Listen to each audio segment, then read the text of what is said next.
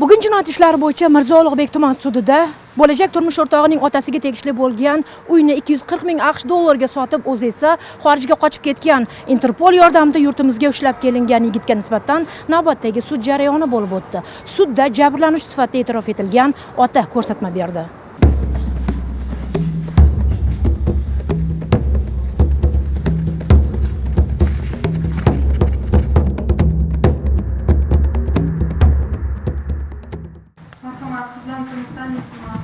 Sudlanuvchini taniyman, tanishni ham istamayman.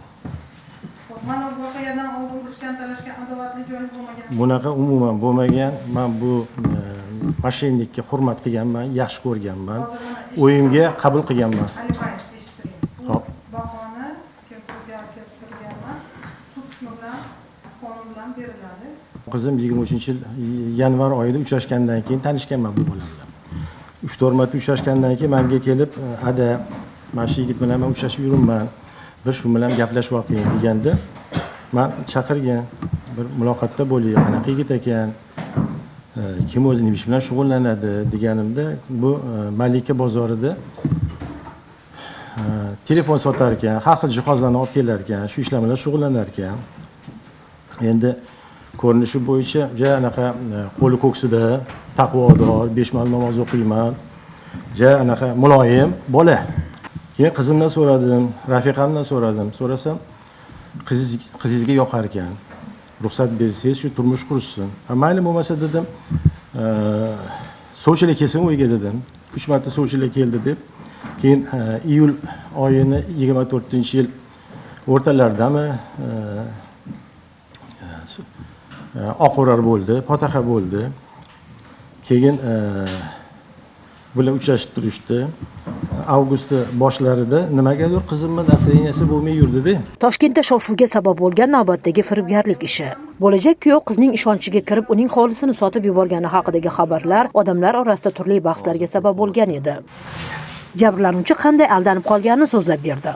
Men qizimdan so'radim, "Qizim, ne seni настроение yo'q? Nima bo'ldi? Seni tas xafa qildimi? Menga aytma, otaymanmi?" Desam, "Adajon, nimagadir Shahzoda akamning настроениялari yo'q. Pul masalasi bo'yicha muammo bo'layotgan ekan. Shu menimcha to'y bo'lmasa kerak." 15-sentyabrda biz to'y mo'ljallab qo'ygan bo'lsak, tayyorgarlik navishim urundi. Bozorga boramiz, magazinga boramiz, sarpalarni olamiz, razberini so'raymiz, onasidan razberini so'raymiz, mana shunaqa qilib, o'sha hamma narsa tayyor. Ashulachilar yetganmiz. Keyin bo'lmasa dedim, "Ona qizim, sen Shahzoda chaqir" dedim. Bir men muloqotda bo'laylik, gaplashaylik, nima gapi, nima muammosi bor dedim-da. 6-avgust kuni tushlikdan keyin uyimizga keldi. Yaxshi kutib oldim. Kutib olganimdan keyin bir piyola choy berdim. O'g'lim, nima muammo? Muammomiz bo'yicha yeting maslahatlashaylik desam, hozir ikkita tadbirkor og'aynalarim biznesga katta pul tikishgan. Mashalar bilan o'rtoq sudya uchrashishimni bilib turib ham davleniya ham tushmayapti. 180. Endi qiyin ekan. Ota bo'lganingizdan keyin, ona bo'lganingizdan keyin, mana shu farzandlaringizni baxtini o'ylaganingizdan keyin endi nima qilasiz? Har narsaga borar ekansiz. Ba'zi insonlar mendan so'raydi-da, "Nima sababdan?" deydi, "Bilib turib deydi, o'yingizni deydi, vaqtinchalik bergansiz bularga." Farzand bo'lib kelyapti. Muloyim yigit, qo'li ko'ksida, men to'g'ri aytaman men. Mana onasi agar shu yerda bo'ladigan bo'lsa, yaxshi ko'rib qoldim bu bolani. Muomalali. Juda qo'li ko'ksida nima xizmat menga, nima xizmat turadigan yigit. Endi qatdan o'ylaysiz endi bu bola mana shunaqaligini? Aldab ketish. Biz yaxshiligimizga mana shuni yomonligimizga javob beryapti bu bola.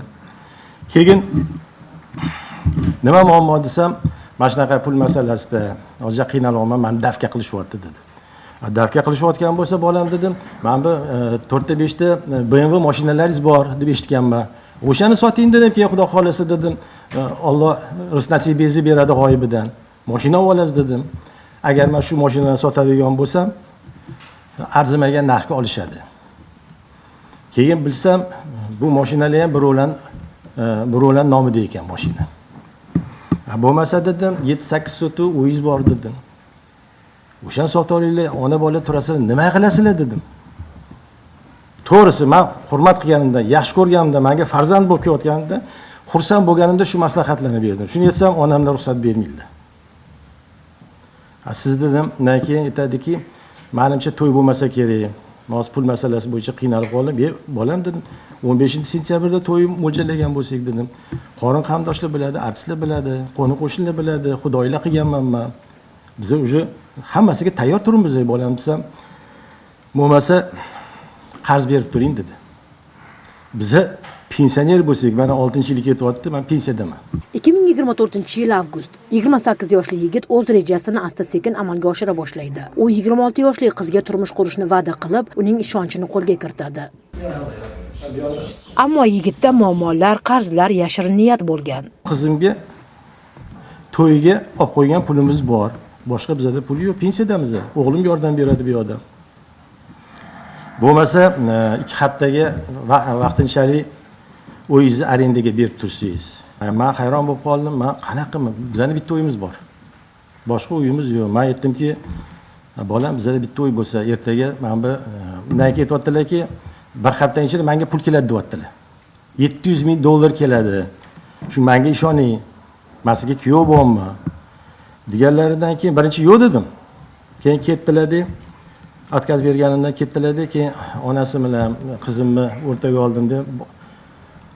Qizim, ko'ngling bormi bu bolada dedim. Adajon, ko'nglim bor. Ruxsat bering, turmushga chiqmoqchiman. Bolam, mana gaplar bo'lyapti-yu. Ertaga o'ysiz qolib ketishimiz mumkin. Qizim esa adajon, men yaxshi ko'rib qoldim. Keyin rafiqamdan so'radim. Adasi, yordam bera qolaylik. Endi aldamasa kerak. Endi mana kak farzand bo'lib kiryapti xonadonimizga. Hattoki agar onasi ruxsat berganda o'yimda ham olib qolardim. Ichki yo'q deydim, agar xafa bo'lmasa-da. Shunaqa dilimda ham, qalbimda shu narsalar ham bor edi, to'g'risini aytsam. Endi bilmadim, bu qabul qilarmidi, qilmasmidi. Onangiz bilarlarmi shuni desam, onamga hali yetganim yo'q dedi. Siz onangiz bilan oldin dedim, bitta fikr qilishdan oldin onangiz bilan maslahatlashing. Keyin bir fikr qilarmiz. Desam, agar onam eshitib qolsalar, hamma yo'lni kashaq borarlar, o'rtoqlarimga telefon qilarlar, keyin meni obro'sizlantirib qo'yarlar deb aytdi. Rafiqam ham yordam bera qolaylik, aldiydigan bolaga o'xshamaydi-yu dedi. Keyin men qizimga aytdimki, qizim telefon qilgin dedi, men roziman dedim. Erta 6-da gaplashgan bo'lsam, tushlikdan keyin 6-avgustda 24-yilda 7-avgust soat 10da Hasan degan o'rtog'im bilan uyga keldi. Yaxshi kutib oldim. Men unga kadastrni, boshqa hujjatlarni men berdim. Berdim-da, endi men bu spravkalar olish kerak ekan endi. Gazga bordi, raygazga, raysvetlarga bor, hammasi shu hujjatlarni hammasini yig'di. Yig'gandan keyin где-то bir 20 takan 12 ladami ketdilar. Ketganlaridan keyin soat 1-2:30da bo'lsa kerak. O'sha kuni 7-da, tushlikdan keyin 2:30da bo'lsa kerak. Qizimga telefon qilib, kelib ketinglar Yakkasaroyda birinchi notariusga. Keyin er-xotin qizimiz uchalamiz mashinaga o'tirib, keyin Yakkasaroydagi birinchi notariusga bordik. Borganimizdan keyin Shahzodni o'zi kutib oldilar. Bir 10-15 minut muloqotda bo'lganimizdan keyin Sanjarboy keldilar. Sanjarboy bilan tanishtirdilar. Men o'sha yerda birinchi marta ko'rishim Sanjarni. Sanjar kelgandan keyin notariusga olib kirishdi bizani. Notariusga kirdik. O'sha notariusda hamma hujjatlarni Shahzod tayyorlab qo'ygan ekan. Xotin, ko'ryapsizmi dedim. Oldi sotdi yozilmaganmi desam, adasi oldi sotdi yozilgan. Keyin men Shahzodga qaradim, bolam dedim, siz dedim bir временно deb aytdingiz-ku, siz nima qilyapsiz siz desam, xafa bo'lmay, men bilmay qoldim, o'zligisi yozib qo'yishdi, oldi sotdi qilib qo'yishdi. Endi buni kim qildirgan men bilmayman. Keyin qo'yib yuboring, men bir hafta 10 kun ichida обязательно menga katta pul kelyapti, o'sha kuni aytdim sizga kecha. Men sizga qaytarib beraman, o'zingizni qaytartirib beraman. Endi yana qaytaraman. Qizimni baxtini o'ylab turib, bilasizmi, 100 milliontadan 10-15 ta oila bo'lsa kerak. Ruxsat beradigan. Bir xil o'ylaydiki, nimaga berdingiz? Nima sababdan? Yo sizni aldab ketishdimi? Aldashdimi?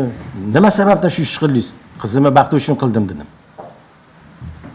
To'g'ri, menga bunaqa savollarni beravermang. Men o'ziga ham aytaman. Qizimni baxti uchun men shunga ukamizga ishonganim uchun men shu ishni qildim. O'rtoq sudya. 1 sent olganim yo'q. Endi o'rtoq sudya qarang-da. Agar men shundan 240 etgan, men bu tuhmat qilgan 240 dollarini, 40 ming dollarini agar men olsam, men shu yerda sarg'ayib turarmidim? Vaqtincha uyimni garovga qo'yamiz, keyin esa hammasi hal bo'lsa to'y qilamiz deya ishontirdi va aldov yo'l bilan uyimizni sotib qochib ketdi deydi jabrlanuvchi. Keyin ko'chaga chiqdik.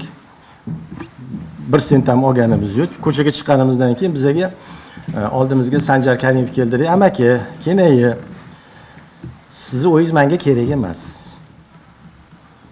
Og'aynimni muammosi paydo bo'lib qoldi. Mana shu yaqin kunda shu muammo hal bo'ladi. Mana shu yerda yana bir hafta 10 kundan uchrashamiz deb, o'zingizni o'zingizlarning nomingizga o'tib boramiz yana. Shunaqa degandan keyin ko'nglim xotirjam bo'ldi. Avvalambor men Shahzodga ishongandan ko'nglim xotirjam edi. Endi bilmadim, balki mana bunaqa muammo bo'lib qoldimi, endi bu ham to'piga kirib qoldimi. Endi o'sha paytda menga tushuntirish kerak edi. Mana bunaqa bo'lyapti. Tushuning deganda mana nima insonman.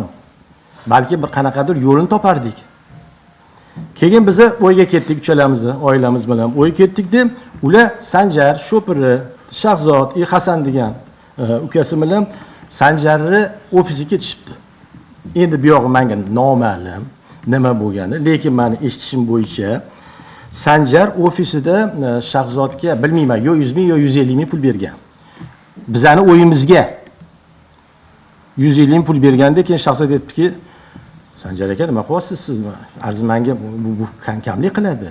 Menga qo'shib bering desa, unda yana bu narsani qo'shsang, zalogga beradigan bo'lsang, men o'sha 70 ming dollarim bor, seyfini turibdim, o'shani olib beraman degan. Keyin Shahzod ikkita BMW'sini, hatto uni nomida bo'lmagan, birovning nomida BMW'larni Sanjarni uyiga tashlab ketgan. Keyin Sanjar aytganki, hozir mana 70 ming senga mana degan, lekin degan o'sha 70 mingga yana 20 ming qo'shib berasan foizini degan. Itago 240 ming bo'lgan. Shahzod kimgadir beradigan ishi bor ekan Shahzodni. Men eshitganim, opa. Meni o'yimni o'ziga sodlashyapti. Menga jumadan keyin telefon qilib, keyin Medas motorga olib boraman dedi. Juma o'tdi. Juma o'tgandan keyin na telefon bor, hech narsa yo'q. Telefon ham qilmayapti. Kechqurun soat bir 6lardami, 7lardami, men to'shni ayta olmayman. Hasan degan Shahzodni ukasi, billa olib yuradigan bola, yosh bola, o'sha Jamilaga telefon qilib Shahzod akam qochib ketdilar debdi. Onalari ham shokda, onalari ham bilmaydilar, 02 qildilar. Xavotirda, ona yo'q endi, ona bo'lgandan keyin xavotir oladi deb. Onadan hamma narsani bekityapti. Lekin hozirga qadar onani ham o'zini qanday hozir yolg'on gapirayotgan bo'lsa, ona ham xuddi shu yolg'on gapiradigan bo'lib qoldi. Men bu onasini juda hurmat qilardim. Bilmayman nega bunaqa ishlarni qilyapti. Men ishonasizmi? 1 yil 4 oy bo'ldi. O'rtoq sudya. 1 yil 4 oy ichida ikkita oyog'im ketdi. 2,5 oy pastelda men yotdim. Bilasizmi qanaqa og'ir otaga? Yuragim ketdi. Uyushtirilgan jinoiy guruh ekan bu. Men o'g'lim deb yordam berdim u. Shular baxtli hayot kechirsin deb yordam berdim u. Sanjar menga katta srok beraman deb keyin ketasiz. Anaqa chiqib ketasiz. Bo'lmasa deydi, yo tavba qildim. Mahallangizda sharmandangiz chiqaraman. Mib keladi, militsiya kelaman. Bilasizmi kimman? Sen kimsan san desam, meni tanimas ekansiz siz deydi. Kimsan san desam, hammasi deydi, meni tanishim deydi. Bugun sudda aytilgan ma'lumotlarga ko'ra, yigitning firibgarligi qiz va uning otasini aldash bilan tugamaydi. Sud materiallarini titkilab chiqqan sari kuyovning boshqa fuqarolarga nisbatan ham bir nechta firibgarlik epizodlarini sodir etgani ochildi. Yigitda muammolar, qarzlar, yashirin niyat bo'lgan. Uning harakatlari O'zbekiston Respublikasi Jinoyat kodeksining 168-moddasi 4-qismi A bandi bilan kvalifikatsiya qilingan. Jabrlanuvchi qizning oilasini himoya qilayotgan advokat Xodirjon Rahimov sudlanuvchi va aldab ketgan qiz hamda uning onasi bilan suhbatni, ularni tushirgandan keyin ham bosim o'tkazganini tasdiqlovchi audioni eshittirishni so'rab sudga iltimosnoma kiritdi. Opam cho'zib turishlarini gapirma, cho'zib turish degani bu atmen qilaman degani emas. San ona aytdilar, atmen qildik biz bo'ldi. Tushundingmi? Men onam aytganlari yo'q bu gap. Hamma bu gaplaringdan keyin sallan. Shuning uchun Vurbayev zavaz paddeshga qilma. Inshon Bo'ldi, oilang bilan bitta bo'lganda menga pul bo'lib ol, bo'ldi. Davay, yana endi ko'ramiz nima bo'lishini. Oxirigacha davay vrubatsa qilgan endi, tushundingmi? Borib uydilaring bilan birga hammangiz ustimdan yozinglar. Iltimos, shuni ayt. Uydilaringga bugun aytishibdi-yu. Prezidentgacha chiqamiz deyishibdi-yu. Prezidentgacha chiqishsan ayt. Xo'p, скажи, что я попросил так, пожалуйста. Jinoyat ishida Sanjar Karimov yoki boshqalar ham firibgar kuyovga sherik bo'lishi mumkin. Negaki advokatlar bloger Real Sanjikni ham javobgarlikka tortishni so'ramoqda. 14-noyabr kuni bo'lib o'tgan sud majlisida bloger Real Sanjik Jamila Olimboyeva hamda uning oila a'zolari uyni 240 ming dollarga sotganini, uyning pulini notarius oldida ularga berganini aytgan edi. Sudning qolgan tafsilotlarini Zamon.uz saytida kuzatib boring.